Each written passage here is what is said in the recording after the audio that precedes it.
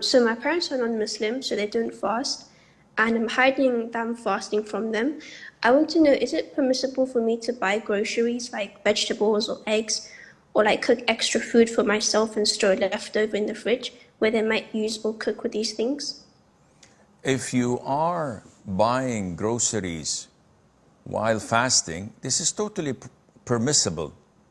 What is not permissible is to cook food or to bring food for those who would eat during the daytime of Ramadan, who are supposed to be fasting, whether Muslims or non-Muslims.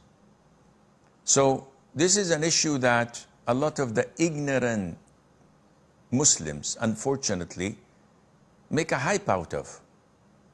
Whenever I write something on Twitter and relate it to this subject, you get a lot of haters commenting seriously stupid comments. Yani, you guys are making yourself so small, so negligible. You have no knowledge. And yet and I post a fatwa from the reputed scholars of Islam. And they say, oh, this is this and that, and they start to argue. Dogs that bark don't bite. So leave them alone.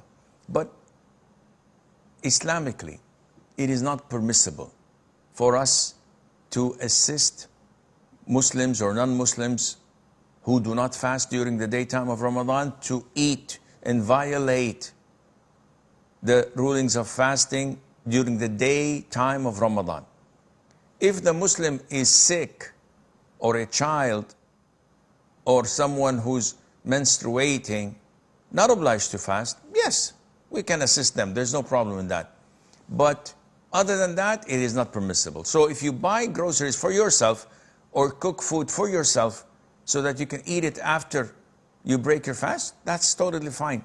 But if you know that they're going to eat it and use it during the daytime of Ramadan, your non-Muslim parents, you should not do that.